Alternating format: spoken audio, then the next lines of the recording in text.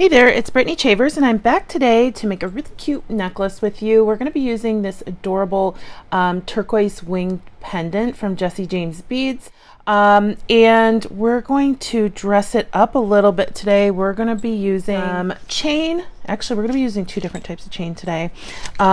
This cute little mini mix in Blackberry Baby, and some of these check 19 by 13 millimeter crystal gray twist beads. So we're also going to make a pair of asymmetrical earrings, and let's get started. So with my pendant, I really love how cute this is, but I'm going to dress it up even more. In the Blackberry Baby mix, you'll get two of these cute little flower charms, and we're going to actually attach one to our pendant using E6000. First, I need, and I know this goes against everything we're taught as beaders, but I'm going to chop off the little loop at the top to make it an embellishment instead of a charm. So, and you could do this with pretty much any charm that is like a little bit softer, not like really hard metals. So I'm going to go ahead and carefully chop that off, and we're going to see a couple of extra little pieces. I'm just gonna round that off. You can actually sand that if you'd like, using some sandpaper or a chisel or whatever you have, but I'm just gonna leave it like that. We have a cute little flower. I'm going to take the smallest amount of E6000 and just dab it on the back like that, and then I'm just gonna plop it on to my pendant wherever I'd like. I think you like them down here, so I'm gonna pop them on like that, and I'm gonna set that aside and let that dry for at least 20 minutes, but 24 hours is really the best cure time for your E6000. While our pendant is drying, I'm going to switch gears and move over to our asymmetrical pair of earrings. We're also going to need some 22 gauge gold wire. I'm going to use some 22 gauge artistic wire, and we're just going to cut a couple pieces. We really won't need too much. I always eyeball it, but that's about 4 inches. And here are the beads that I got out from the Blackberry Baby mix. For the first pair of earrings, I got this little octagon and this rondelle,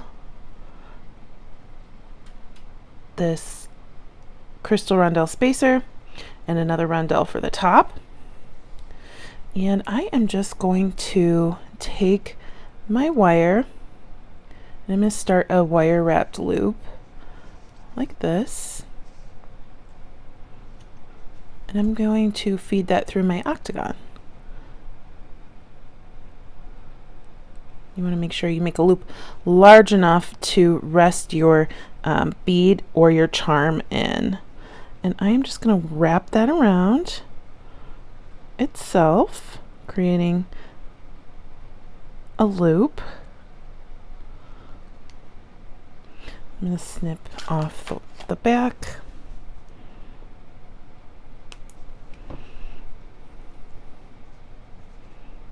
There we go. And then I'm going to feed on my larger black rondelle, then my spacer, and then my little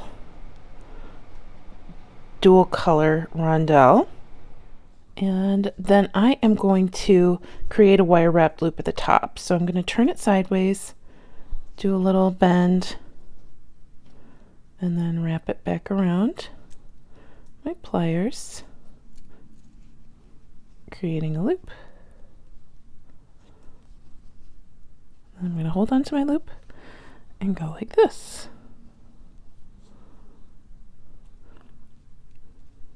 And you can keep it simple like that, but I'm going to come down around my beads.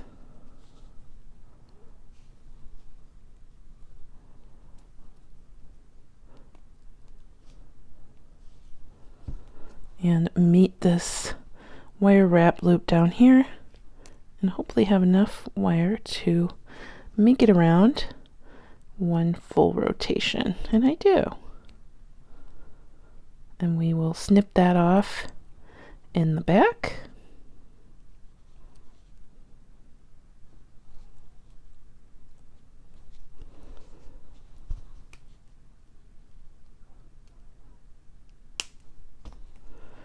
Like that. We have a really cute earring, and you can absolutely make another one that looks just like this. Today we're going to set that aside and I'll put an ear wire on in just a moment. But to make sure that our earrings match our necklace, we're making an asymmetrical pair using the other flower charm, like the one that we glued on to the necklace. So for this one, I'm going to do the same thing. I'm going to take a smaller piece of my wire and I'm going to create 2 links out of this wire using these 2 oval black beads from the bead mix. More and more I'm seeing asymmetrical earrings, which just makes my heart happy because I used to make asymmetrical necklaces a lot when I was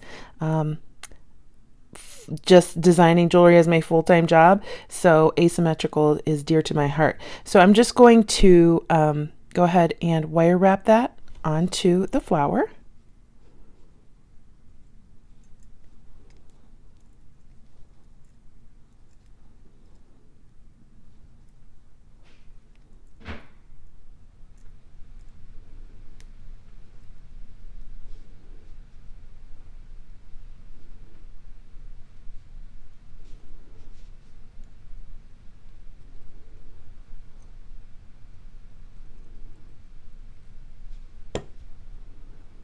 And we'll snip in the back. And I'm just going to slide on one of these little ovals and create a wire wrapped loop at the top.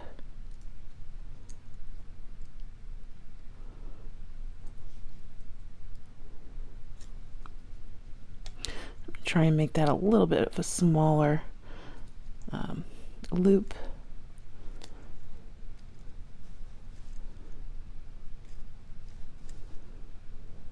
Okay.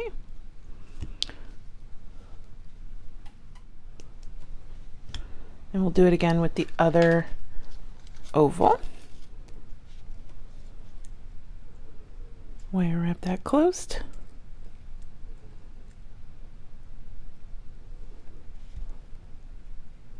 And then we'll find the back and wire and snip back there.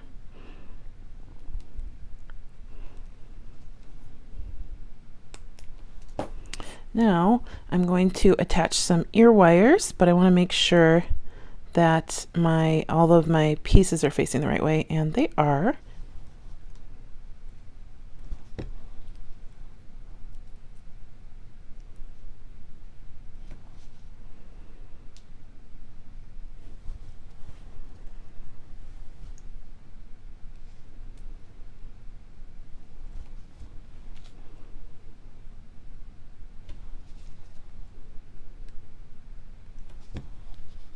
Okay, so here is our asymmetrical pair of earrings. If you'd like, if you'd like them to be like the same length but different, you can always add one more link to this earring to make it the same length. All right, so I'm going to go back to my pendant, and we are going to take some. We're going to take some of this chain that's super cute, and we're going to cut off 7 links. I have my 7 links, and it's going to be a little tricky, but we still need this little bail, and we're going to hook it onto the middle link of our chain. So as you see on the back, and you can always take this off and wire wrap a bead here if you'd like, but I'm just going to slip this on to the middle link. It's pretty easy. So we have our pendant hanging from our chain, which is super pretty.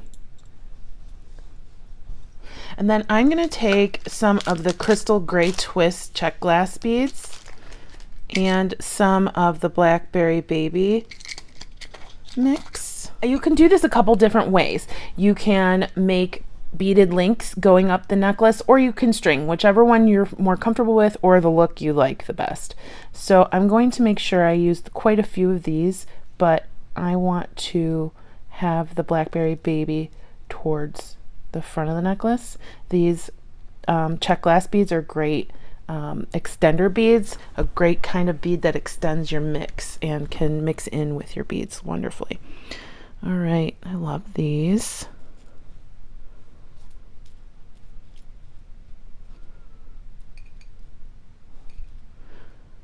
We have some nice gunmetal crystal rondelle spacers. Okay, I am going to string these beads instead of link all of them, and then we're going to finish the back off with this really pretty crystal chain. Some 19 strand beadalon bead stringing wire in gold, and I have some gold beadalon crimp beads, number 1, and I'm going to crimp right onto that chain, putting a crimp bead on my my string, and then through the chain, and then back through that crimp bead.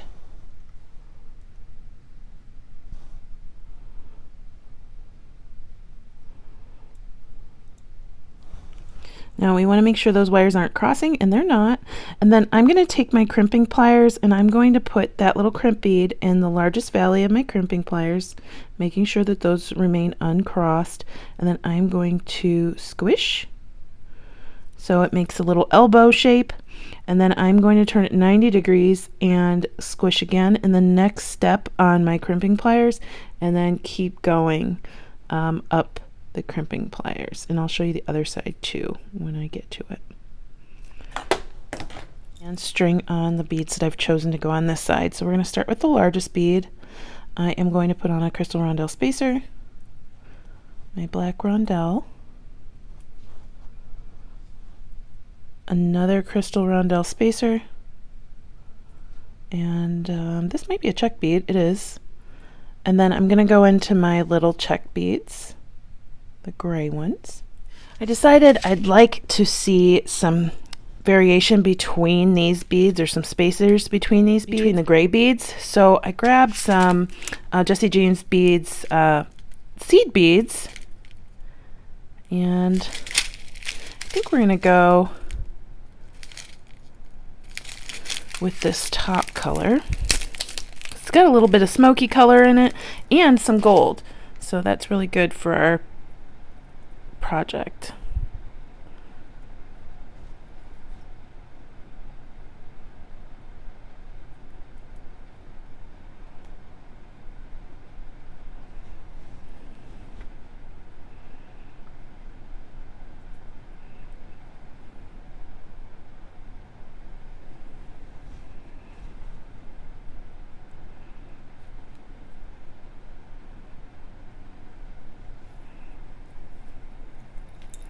As you can see, it just gives a little bit of space between those beads without taking away from them.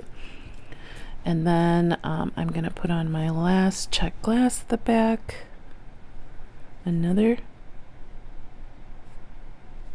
seed bead, and then I am going to take another crimp bead, put it on my beading wire, and then we're going to crimp onto this chain that'll be around the back of the necklace. Through our chain, come back through our crimp bead, and I'm going to come back through a couple of these beads as well to get some leverage, and then I will pull.